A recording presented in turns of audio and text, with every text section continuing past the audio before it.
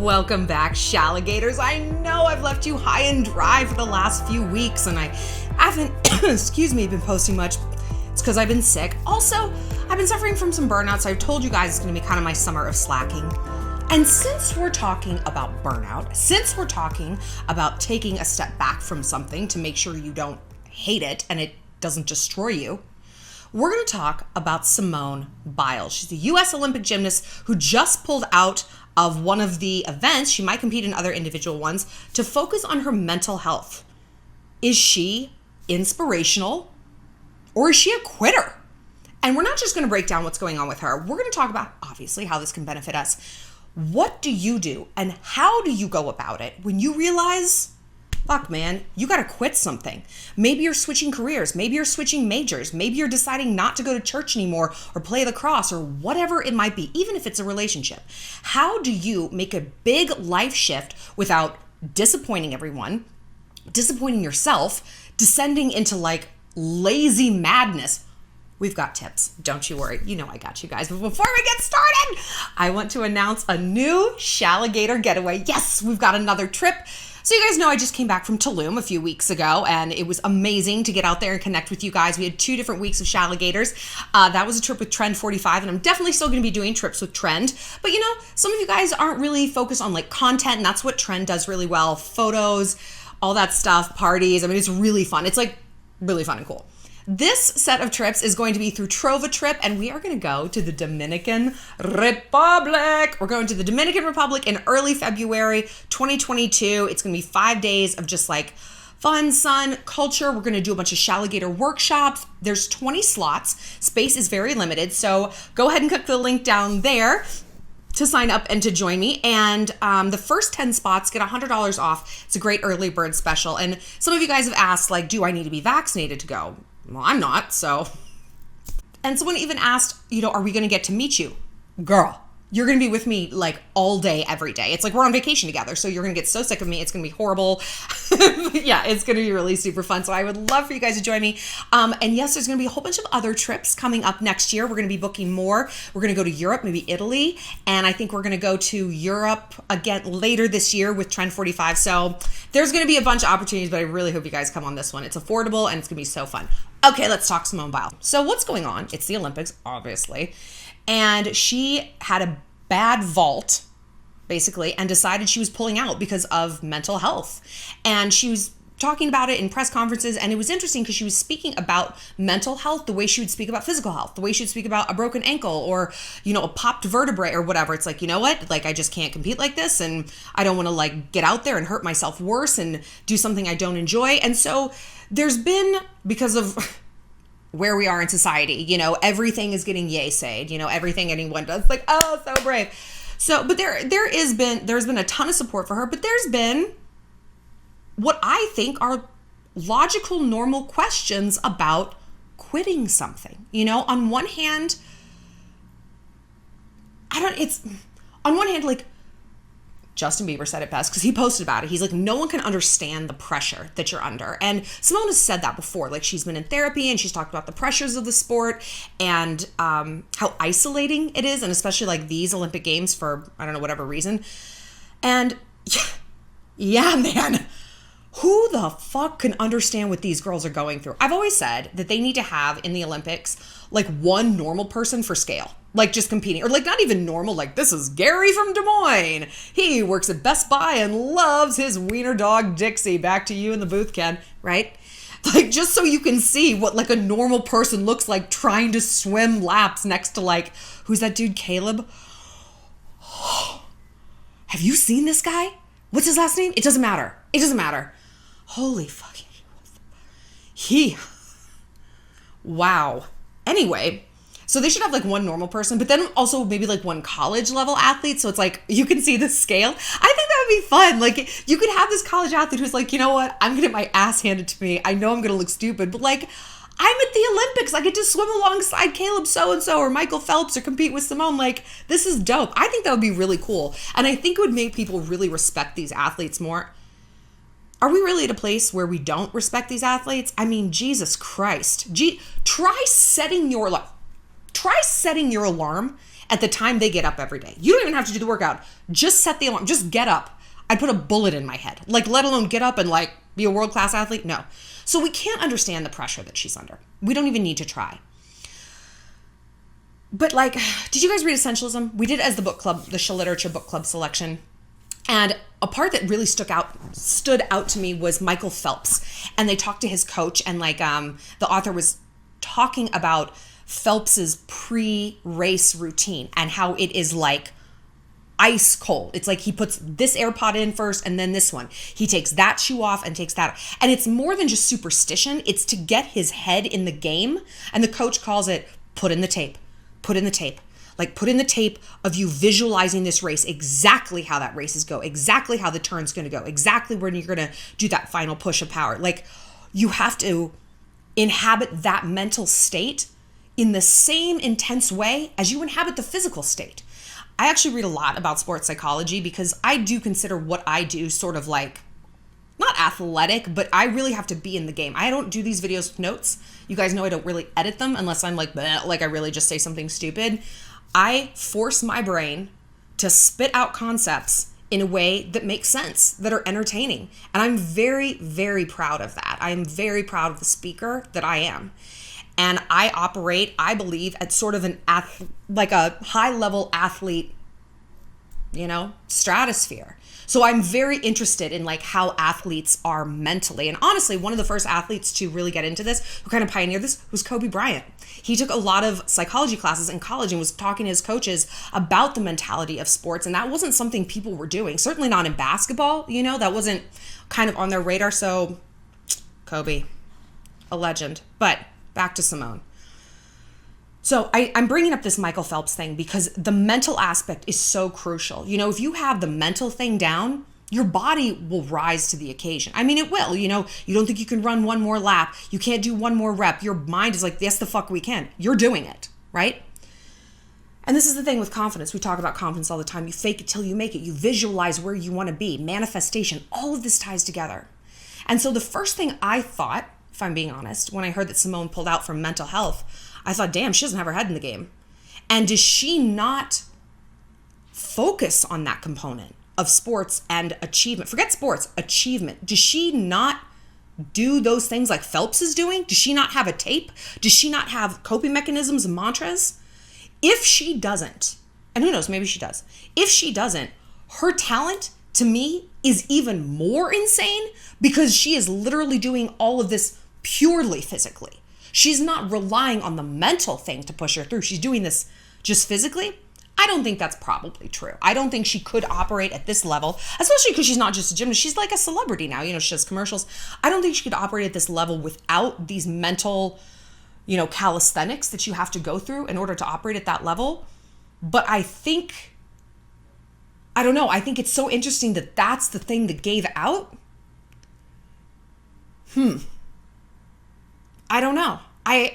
Again, we can't understand the pressure, but there is an element of this that feels quittery. It does. It feels like, but again, I'm working through this as I'm talking, like we think this about mental health. It's like, well, just, I don't know, if you're depressed, just like try to be happy or something. Okay. Listen. We have normalized and coddled a bunch of weak-egoed fucking losers in this society. I have anxiety. You know what you have? Being alive. You're alive. I'm anxious. I'm socially anxious. Bitch. Everybody is socially anxious. That's called being social. That's called being out in the world. I'm an introvert. Okay, maybe you just lack coping mechanisms and you won't go out and get them. So for people like that, I'm pretty harsh on shit like this. It's like, yeah, no, you do need to adapt, modify, and overcome. Not like you just have to gut it out and pretend it's not happening. You need to go to therapy. You need to read some books. You need to be a little emotionally intrusive for yourself and self-aware. Because people like that, weak people who glorify their own weakness and make it a central personality trait for themselves, and I abhor that victim mentality. I find it nauseating. They overshadow other people who really are working so fucking hard. And you know what? I've been down that road. I was clinically depressed when I was in college. Like when I was 19, I was a cutter. I was sort of bulimic, but I couldn't even do that right. Just not great. And the attitude from my family was tough it out. Tough it out. This is growing. And I'm like, okay. I mean, yeah, okay. But it really kind of would have been helpful to have maybe some antidepressants to take the, whatever. I don't even know where I'm going with this. But it's hard to know what someone's dealing with. Is it a matter of like, you just need to cowboy the fuck up. You had a bad day. You need to talk yourself out of it. Get your head back in the game. It was a bad vault. It's not over unless you decide it's over. And right now you're deciding it's over. Or it's like there's something actually collapsing inside. We don't know this. Only she can know. But this is the thing. People don't feel entitled to pass judgment on a physical malady. I mean, she's not played, but competed before with like broken toes, broken feet. She can push through shit. And so if she can't, you're like, damn, I mean, that's valid. She is in charge. She has the sovereign right to decide what she does with her body. We talk about this all the time. I talk about that in terms of the vaccine. Like, I have the sovereign right over my body. And if we say, don't do anything you're not allowed to question, right? If this is how she's operating the Olympics, she's doing these things and she's not allowed to question how she feels. She's not allowed to question if she likes it. It doesn't matter if you like it. You're here at the elite level. You fucking do it. You get that. You get that rhetoric. It's like you are at the finish line now. Not the time to ask yourself, do I even like it? Do I want to be here? Not the time. Not the time. Maybe 2 weeks from now, fine. Not the time. But then it's like, but if you don't like it and if it's making you miserable, what are you doing it for? It's tough. It's really tough. And again, if this was physical, if she broke a leg, no one would be like, Mommy, get back out there. It's like, this is a done deal. This is speaking for you. But we don't look at mental health in that way all the time. It's like, you should simply decide you should be stronger than this. And we all feel that when we're going through mental health issues. I'm on antidepressants, and if I tried to wean myself off of them, did not go great. Did not go great. And my best friend, she's like, so you take a pill every day. Who fucking cares? Who fucking cares?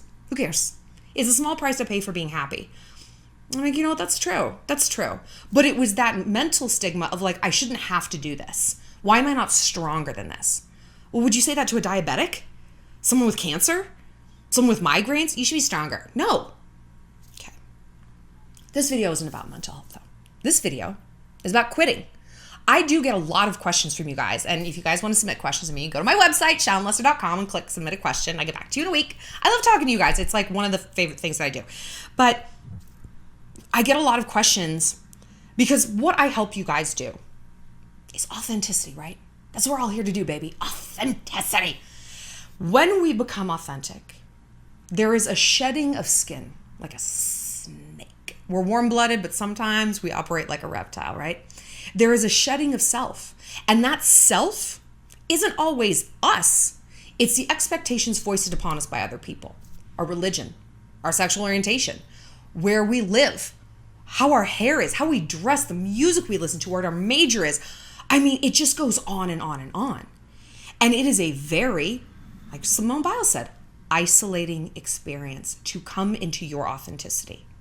It's very isolating. And the sad fact is, you might not only do it once. You will probably have to come into authenticity alignment many times as you evolve. That is evolution. There's these stumbling blocks of evolution through various different stages, right? So it can be very hard. And when I tell you guys to become authentic and when I help you do this, well, hey, you can't move forward. You can't look ahead and behind at the same time. So there's going to be some things you have to quit. And that means facing expectations. And that means disappointing people, right? Well, first, I want you to make a list of truly who is going to be impacted by this decision. I don't mean who's going to have an opinion. That's not what I mean. I don't mean who's going to feel some type of way about it.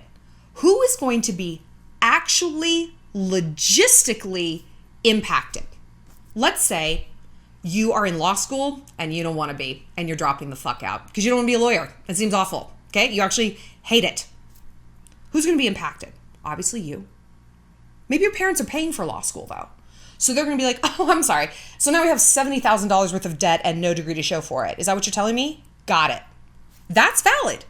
They are allowed to have an opinion because they control the money. I'm sorry, this is the way the world works. When people are giving up things for you, they do get to have an opinion. It doesn't mean that you have to live and die by their opinion and they get to rule the roost, but it does mean their concerns are valid versus like that asshole on the internet who, no.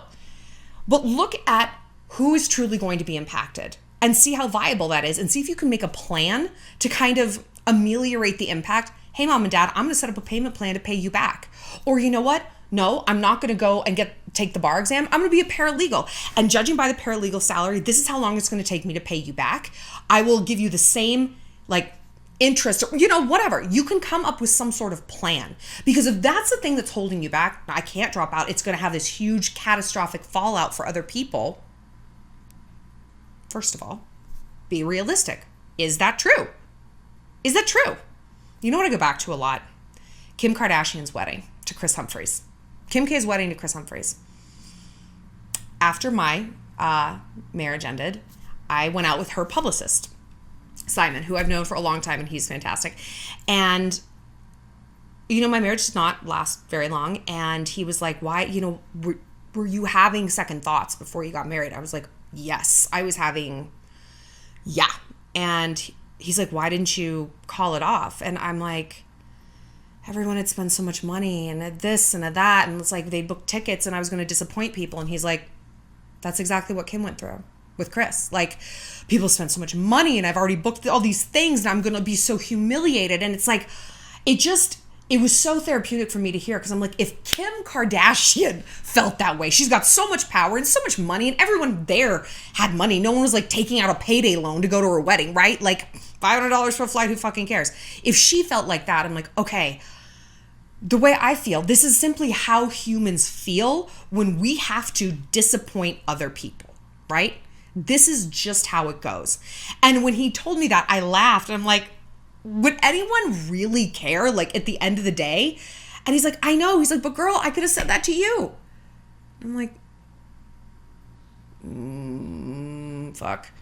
He's like, everyone just wanted her to be happy, and everyone probably just wanted you to be happy too. I was like, oh, okay. This is the thing you have to do next. Look at the people who have opinions. Are they opinions born of caring? Is it, hey, you're one semester away from quitting or from graduating? I went through this with my ex-boyfriend who's one semester away from graduating. And I'm like, do not drop out of school. If you drop out of school, I'm breaking up with you. He's like, no, I'll go back and finish. I'm like, I don't think that you will. Like, what? You're not going to rematriculate to have one. Because he got a job or whatever. And he dropped out and we did break up. Not because of that. But I mean, that was my only threat. So I was like, it's either that or no more blowjobs. But I was saying that not because I feel some type of way about your job. I was like, I literally just care about you and I don't want you to regret this. And you're so close to the finish line. Like, just finish it. Just fucking finish it. This is going to hang over your head for the rest of your life like a pile of laundry that's unfolded in the corner. And every time you walk through, you're like, I'm literally looking at it. I'm like, I hate you. Like sheets that aren't folded. Just do it. But then there's people who are going to have an opinion just because they want to have an opinion, because they feel entitled to have an opinion. You need to weed these people out. We've done a video before about how to cope with criticism, right? And the central question to ask yourself is, who the fuck are you? Who the fuck are you? Who asked you? Who respects you? I don't know you. I get criticism 24/7 on the internet, obviously. And I'm like, who asked you? Why do you think I care what you think of me? I don't even know you. And I would never know you because you seem honestly quite shitty. So I'm immediately weeding out your feedback. I don't care. I'm closed for feedback. If it's someone I love and they're giving me notes, someone I respect, someone who does what I do and they've walked a mile in my shoes, okay, maybe I don't like what you're saying, but I'm going to give you the professional courtesy of hearing you out. So the people who are giving you feedback for your decision, switching the major, dropping out, getting divorced, not having kids, whatever it might be, why are they saying it? And is it coming from their filter? I think we all know the friend who either they've gotten divorced or they've broken up with someone and they want everyone else to break up too. Like suddenly they're single, so they want everybody else to be single, you know?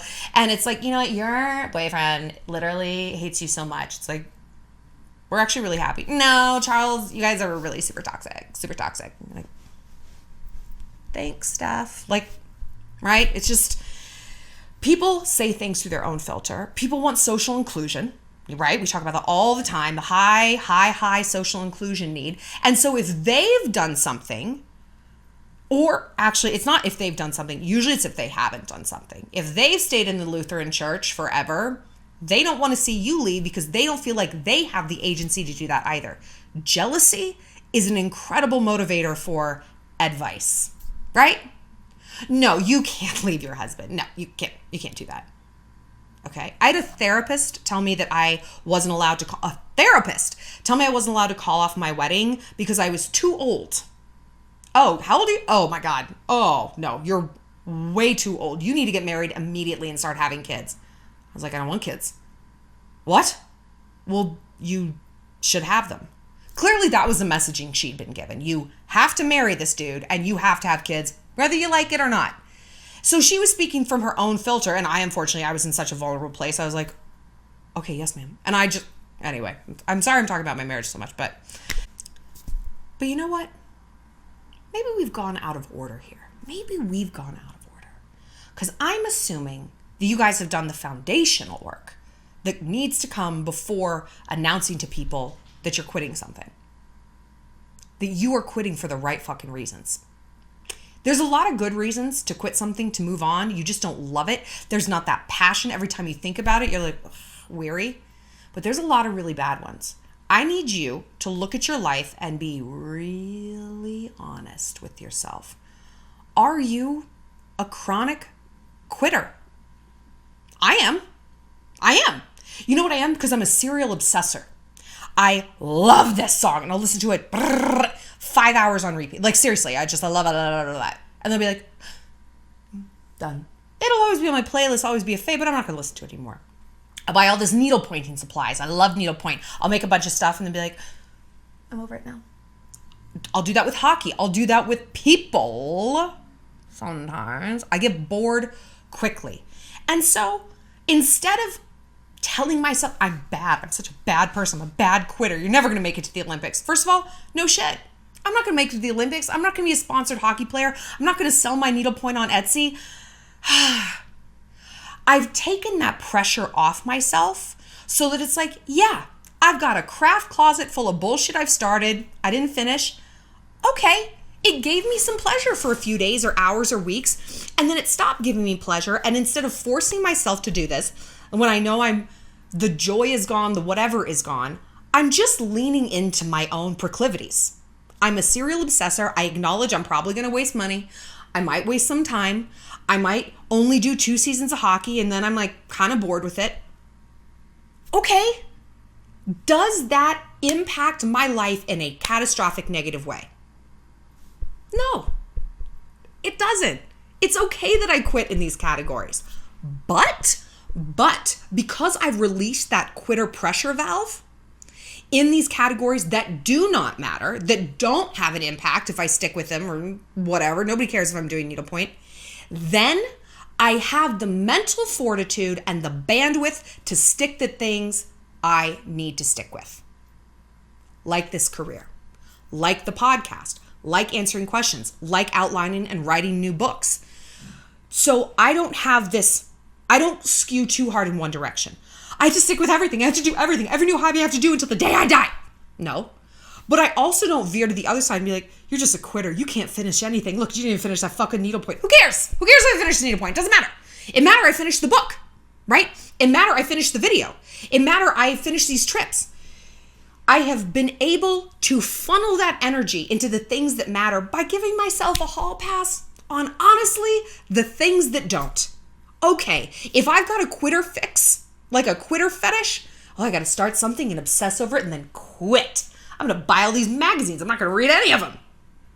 Okay, I've gotten that out of my system. I've scratched that itch, like, my serial obsessor itch. And now I've dialed down the mania and I can go put my energy towards what I need to do. I will do what I'm said to. Maybe Simone didn't get to do that. Maybe everything she's ever tried, she's had to stick with. Maybe she doesn't even get to try other things because all she can do is gymnastics and she's just hit the wall. Okay? We understand that. So look at where this need to quit is coming from. If you have simply reached what Joel Osteen calls the sticky middle, I think he calls it that. I don't think he uses the word sticky. I'm calling it the sticky middle, but he has actually a great podcast. It's called Faith in the Middle, where he talks about something that, psychologists talk about, sports psychologists, trainers, everyone who's ever achieved anything, Stoic Philosophy talks about a ton, which is faith in the middle.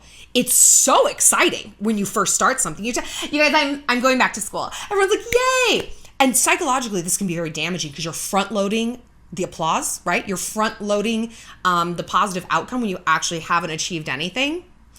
It's exciting when you start, yeah, we're getting up every day. We're lifting weights. It's great when you hit the goal. I did it. I lost the weight.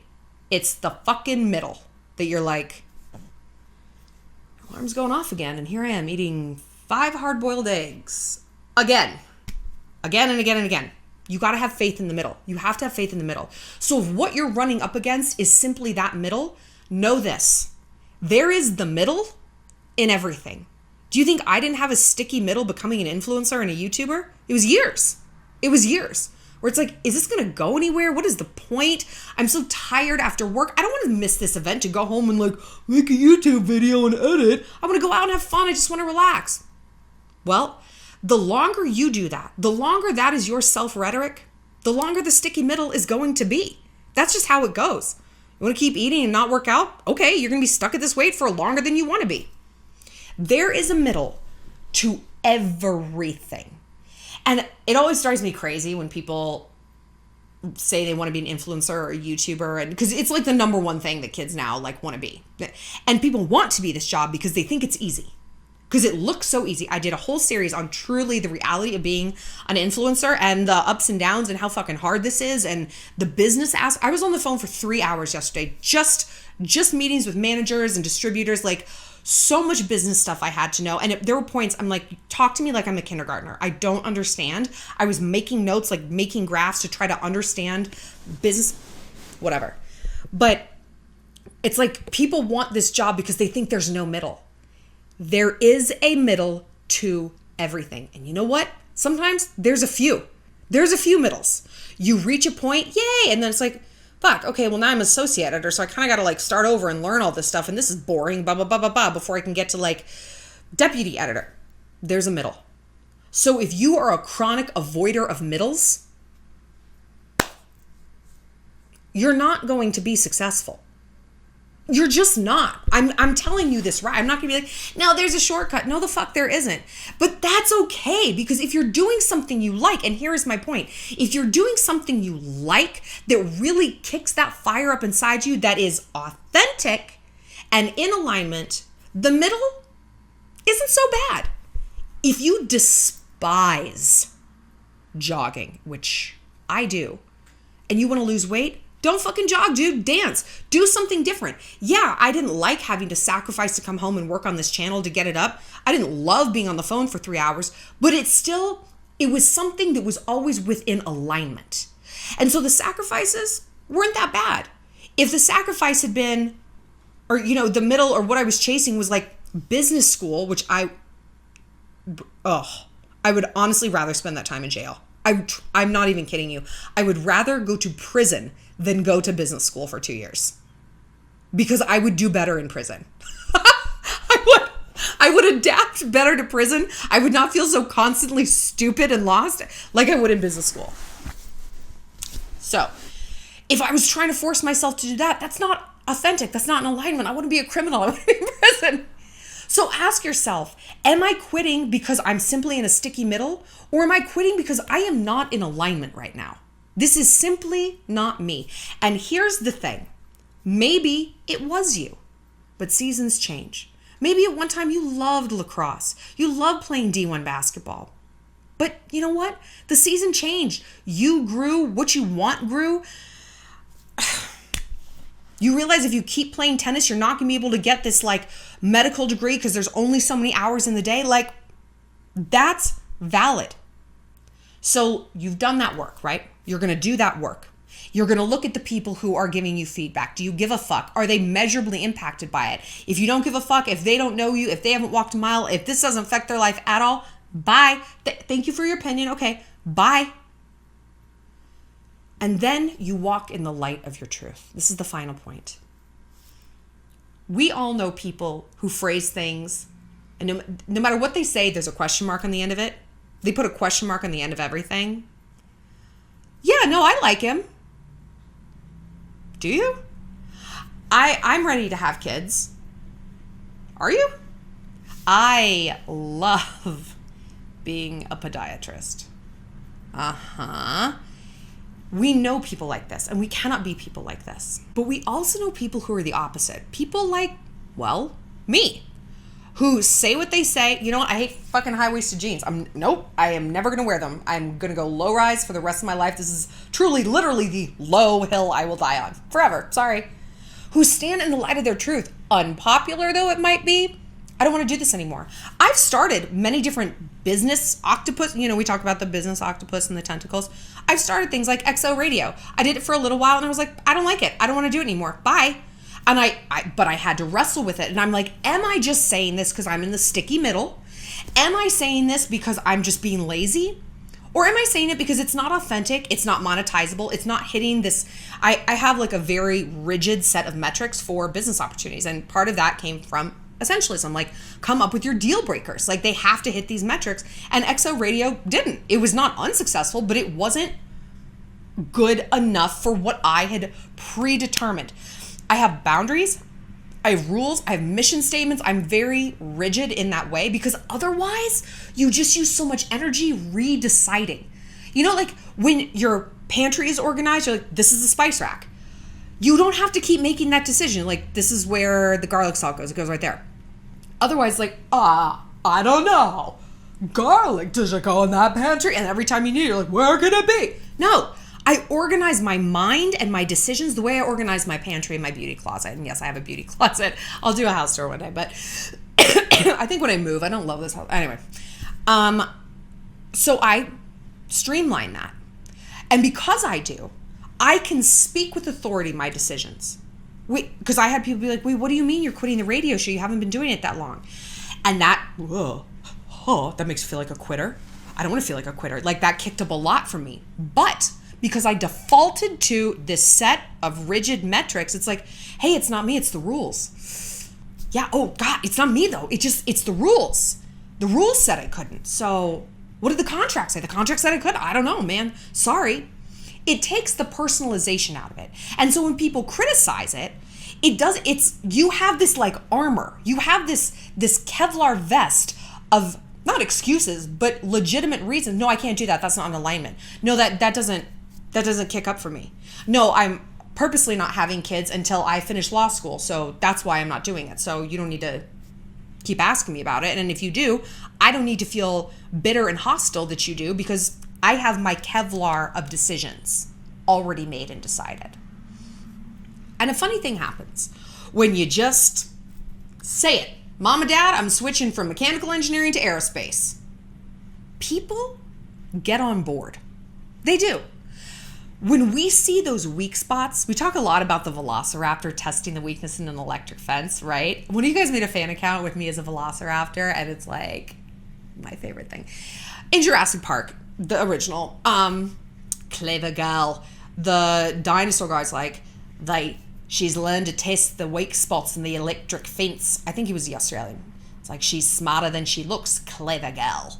And I think about that all the time. Like people, this is human nature. They test your electric fence for weak spots. They might still get a zap, but it's not as bad as some places. So they're like, okay. If you say you're like, I think I'm gonna just stop going to youth group. I think I'm gonna stop. People who do not enjoy your boundaries, because what do we say about boundaries? The people who hate our boundaries are the people who benefit from us having none at all. And you might be thinking, well, why would they benefit from me going to youth group? Power, control, their own filter, they don't get to quit, so why the fuck do you get to quit? Right? There's a bunch, it's a whole psychological back end that you don't know and you ain't need to know. It doesn't matter. All you need to know is things they're saying do not need to impact you. They're not born of you, like they're coming from their own place. And their opinion doesn't fucking matter, because at the end of the day, you have to sit inside your decisions for 24 hours a day, 24/7. So if you're making decisions for other people, they might be like, she's in youth group. Good. You might only have to deal with their bad judgment for like 4 minutes where they're like, well, why? Well, you're just dropping out? It's like, okay, you can make them happy and be miserable 24/7 with yourself, or you can have 4 icky minutes and make yourself happy. What? This is an easy return on investment. This is an easy equation. But like I said, when we walk in the light of the truth and we stand there and like, nope, I'm dropping out of youth group. Sorry. People can tell that we are not open for feedback. They might still try to give it, but they're going to know it's probably a losing battle. She's got her mind made up, right? There's a huge difference between, I don't know, question mark, is this okay? Are you phrasing things? Are you going to people with this tacit, silent, unspoken, is this okay? Women are taught to be like this, aren't we? Don't make waves, be polite, be the good girl, make people happy, be a caregiver. But what have we said? Hate is freedom. Evil is freedom.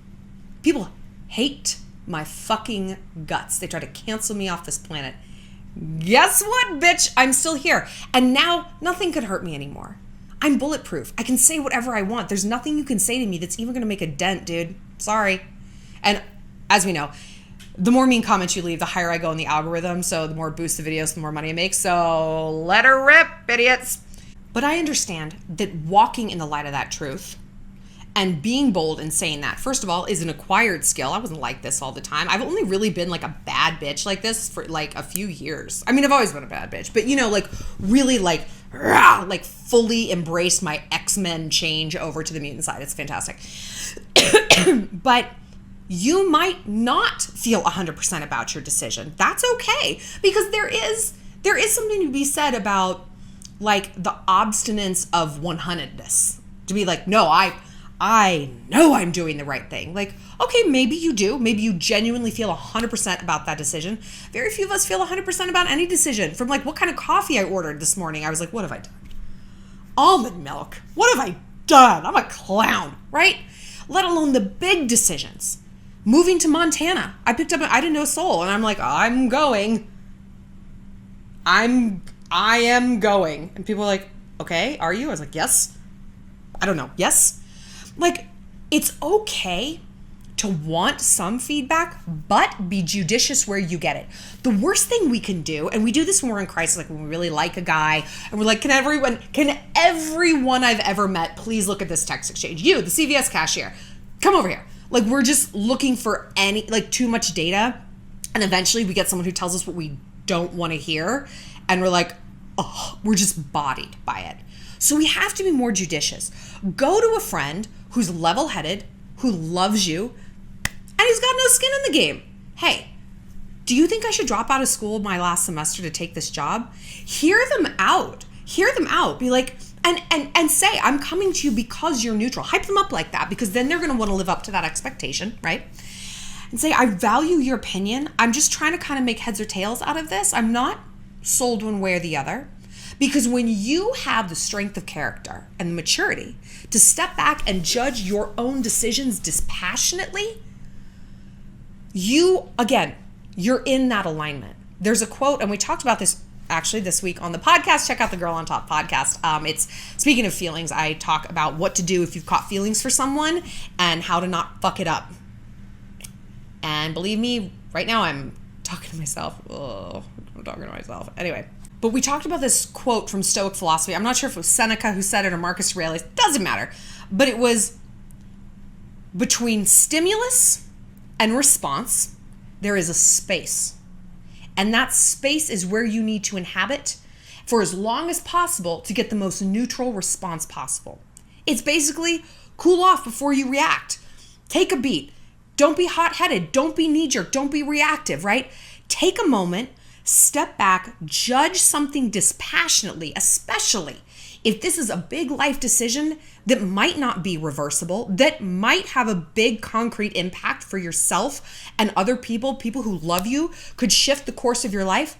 Take your time as much time as you possibly can.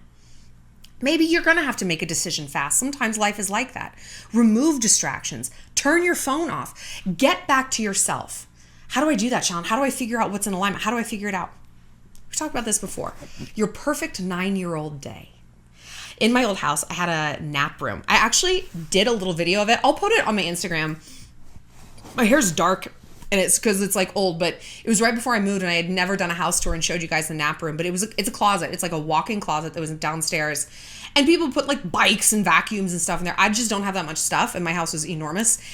And so I turned it into a nap room. I put a twin bed in there with like fluffy pink unicorn sheets and like stuffed unicorns. And I had like string lights, like little fairy lights, and a bulletin board with like Justin Bieber and Hailey Baldwin and like piglets and puppies. And I had a bookshelf full of Bernstein Bear books and pictures of my friends and a little fridge with water and like a little whiteboard that said, "Everything's fine, I love you." It was exactly the kind of like secret nook I wanted when I was 9. And I would go in there when I was stressed or tired or hungover or needed a nap. It was just like my little snuggery. And I would go in there and I would come out always just feeling rejuvenated. Always just feeling like, okay, I'm back in alignment. I've connected with this inner child. I've nurtured her and I'm letting her speak. I've just given her room to be heard for 15 minutes, a half hour, whatever it might be, just to kind of dial down the messages from around, the anxiety, whatever it is. And so that really helped me stay in alignment. So you don't have to have a whole separate room in your house devoted for this. Spend 1 hour, even a half hour, doing exactly what you would have wanted to do when you were 9. Was it making like flower crowns with daffodils outside? Was it going to the museum and learning about dinosaurs? Was it baking cookies? Was it throwing a party for your dog? Was it making up silly songs and dances? What was it? Do just a little of that and you're going to connect back into yourself.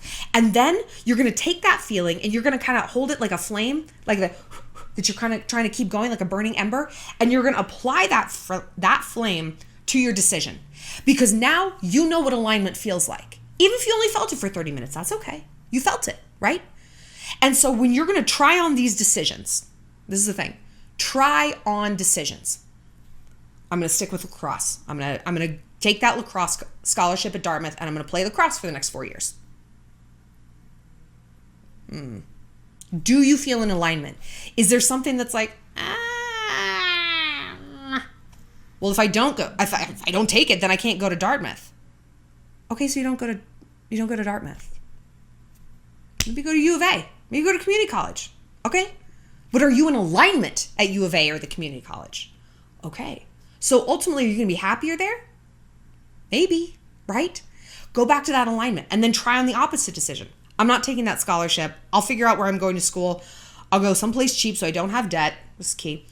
Okay. Does that give you a sense of peace? Does that feel like more of your 9-year-old day or further away from it? There are no right answers. There are no wrong answers. There are only authentic and inauthentic. And when you can get practiced at feeling that authenticity, whether it's something like, do I want whole milk or almond milk? What's authentic to me? I've done a little bit of data research. I actually fucking hate almond milk, and it's really bad for the environment because almonds require so much water to grow and they all come from California where they're in a drought. I'm not going to drink that. I'm going to drink coconut milk because there's tons of fucking coconuts. Okay? Wow. Now I feel in alignment drinking coconut milk. Do I like it as much? But do I feel aligned? Yes. Is there that Kevlar set of rules that I have come up with for myself?